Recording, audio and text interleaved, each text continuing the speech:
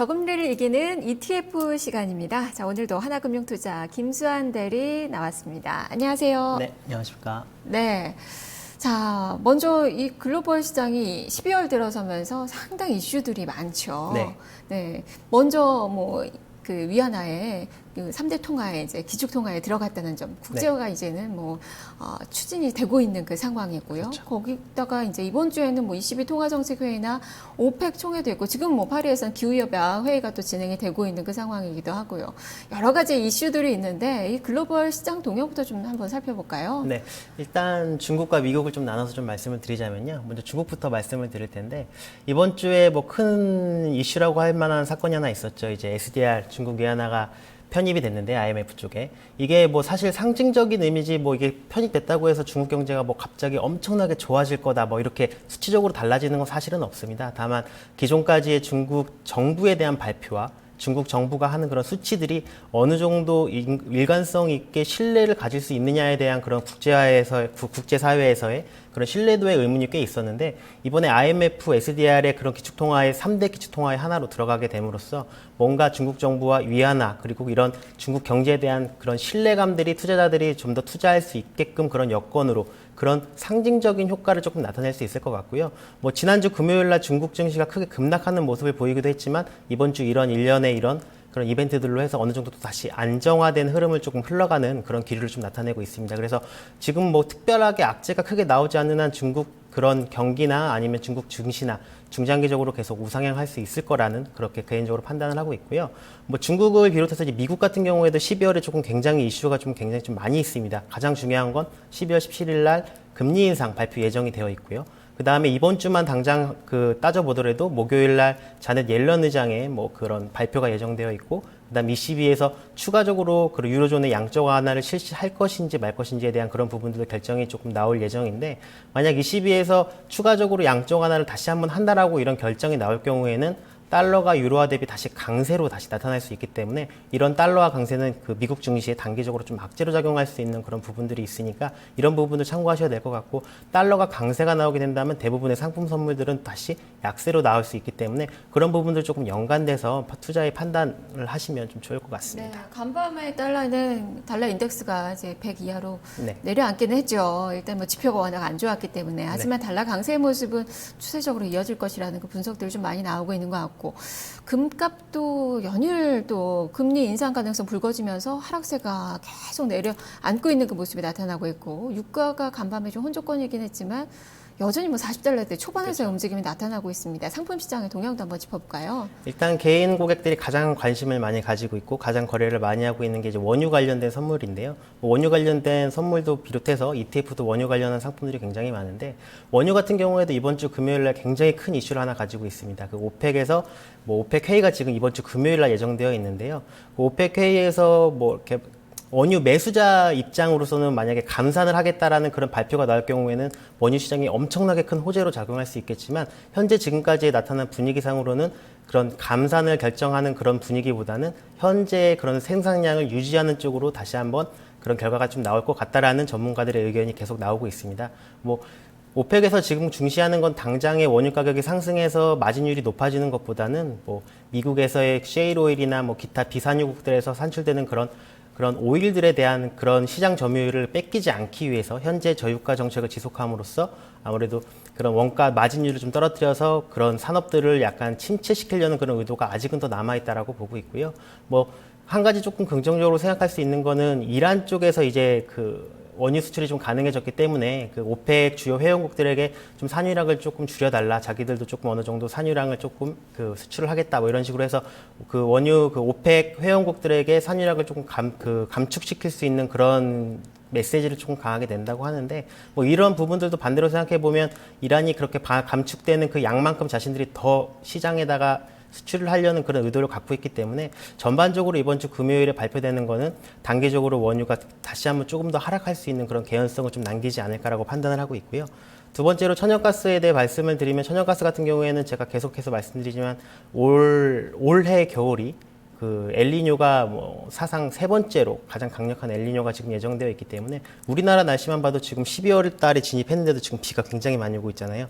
눈이 와야 될 시기에 이렇게 비가 오고 있고 미국 날씨도 마찬가지로 굉장히 조금 평년보다는 온화한 시기를 지나고 있기 때문에 천연가스가 그렇게 원료로 사용되는 난방의 원료로 사용되는 그런 비중이 높은 상품이다 보니 겨울에 어느 정도 수요량이 올라가줘야 되는데 엘니뇨 현상으로 인해서 어느 정도 조금 온화한 기온이 계속 지속되다 보니까 계속해서 하락 압력을 좀 받고 있고요. 추가적으로 한 가지 뭐 이렇게 말씀을 드리자면 그 투기 세력들, 천연가스를 매매하는 투기 세력들이 지금 현재 매도 물량을 좀 굉장히 아직도 많이 가지고 있어서 뭐 단기적으로 급반등하기에는 아직도 좀 시기상조가 좀 아닐까라고 좀 개인적으로 판단을 하고 있습니다. 그리고 금섬유 같은 경우에도 지금 뭐 지난주에도 말씀드렸지만 6년 내 최저점 구간을 지나고 있는데 다만 지금 뭐 요 며칠 사이에 조금 의미 있는 반등이 좀 나오기는 했어요. 의미 있는 반등이 좀 나오기는 했고 제가 개인적으로 생각하지만 지금 12월 17일 날 금리 인상을 결정을 미국이 하게 되더라도 그 금리 인상 폭은 상당히 낮을 거고 추후에 다시 재차 금리 인상을 하게 된다고 하더라도 그건 신호가 굉장히 조금 오랜 기간을 두고 재차 천천히 올리는 그런 사인이 분명히 나올 수 있기 때문에 오히려 지금 현재 12월 금리 인상으로 인해서 달러 강세 우려감은 금값이 상당히 반영이 된 구간을 지나고 있다고 생각을 하고 있고요. 이런 부분들이 오히려 금리 인상 결정을 발표하게 되면 다시 조금 더 힘을 낼 수 있는 상승 방향으로 힘을 낼 수 있지 않을까 그렇게 생각을 하고 있습니다. 네, 지금 금은 바닥이다라는 그 시각이시네요. 하지만 유가는 사실 뭐 감산 가능성이 별로 없어서 지금 추가적으로 조금 더 밑을 봐야 되는 40달러 선이 깨질 수 있는 그 수준까지도 생각을 좀 해봐야 될 것 같고요. 자, 그럼 본격적으로 이제 ETF 얘기를 좀 들어보죠. 먼저 지난주에도 추천해 주셨던 그 종목군들이 있는데요. 네. 리뷰 한번 해볼까요? 지난주에 제가 그 말씀드렸던 ETF를 일단 뭐 준비를 좀 해봤는데요. 화면 한번 보시고 말씀드리겠습니다.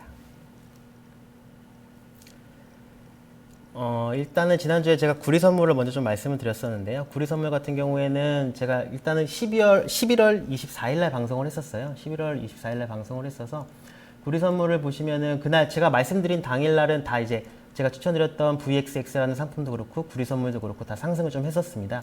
첫 번째 이제 그 JJC라고 하는 구리 선물을 보면은 제가 그 11월 24일 날 말씀드렸을 때 2% 넘게 상승을 했고 그 다음에 좀 어느 정도 등락을 보이다가 다시 어제 날짜 1% 이상 상승을 했었는데요.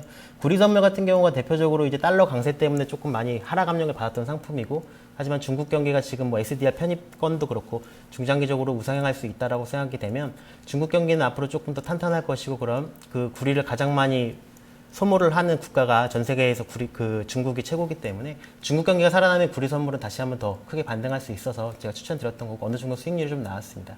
그리고 VXX 같은 경우에도 당일날은 어느 정도 조금 반등이 있었지만 조금 재차 좀 하락을 했는데요. 일단 S&P가 하락을 해야지 VXX 상품이 상승되는 그 상품이고 지금 현재 이따가도 제가 다시 한번 VXX 상품을 말씀을 드리겠지만 S&P 선물 기준으로 2100과 2000 사이에서 지금 박스권을 지금 움직이고 있고 오늘 자리가 좀 굉장히 조금 의미 있는 자리입니다. 그래서 12월 17일 날 금리 인상을 만약에 한다고 결정을 하게 되면 그동안에 조금 그런 불확실성을 해소하는 차원에서 박스권을 뚫고 상승할 수 있는, 오히려 상승할 수 있는 그런 가능성도 있기 때문에 VXX 상품은 지금 선부터 다시 조금 준비를 하셨다가 12월 17일 금리 인상 발표 전에는 어느 정도 청산을 다 끝내고 나오시는 게 좀 좋을 것 같고요.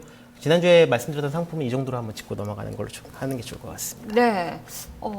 금도 수익이 조금 낮죠. 네. 어차피 금 상품 같은 경우에는 지금 뭐 제가 다음에도 또 말씀을 좀 드리려고 했었는데 11월 24일 날 금 상품 그 추천을 드리고 뭐 3% 가까이 상승을 했고 또 약간 등락이 있었지만 또 어느 정도 추가 상승을 좀 했습니다. 금 상품도 그렇고 그 다음에 뭐 그 VXX라는 상품도 그렇고 지금 시점에 들어가기 좀 굉장히 좀 좋은 상품이기 때문에 다시 한번 추천을 드릴 거고요. 네. 일단은 이번 주에 준비한 상품 이제 말씀드리는 걸로 진행하면 될 것 같습니다. 네, 일단 구리나 금이나 지금 성적이 좋았어요. 네. 이번 주도 많이 기대가 되는데 네. 일방 종목으로 어떤 종목 가져오셨죠? 일단은 첫 번째 이제 원유 관련해서 그 USO 상품을 다시 한번 준비를 했는데요. 일단 차트 한번 보고 말씀을 좀 드리면 좋을 것 같습니다.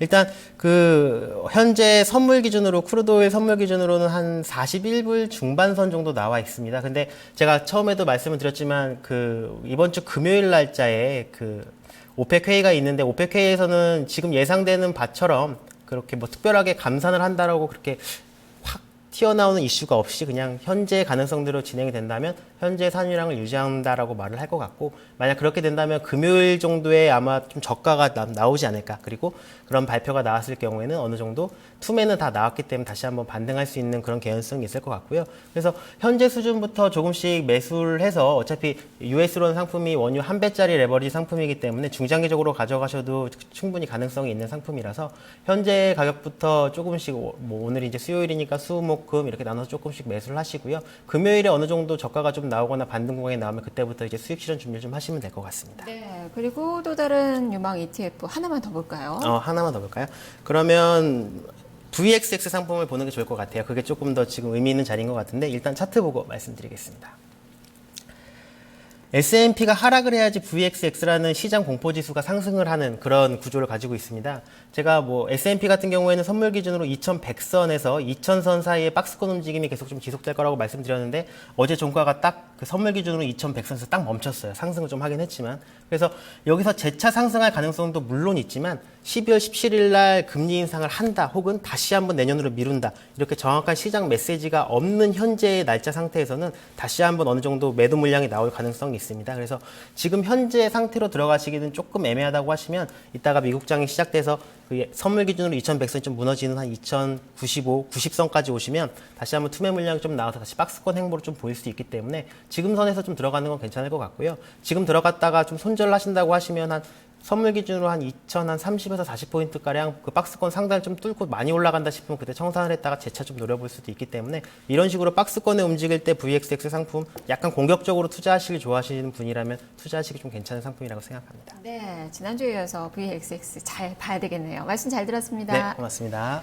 네, 지금까지 ETF 이 전략에 대해서 살펴봤습니다. 김수환 대리와 함께했습니다.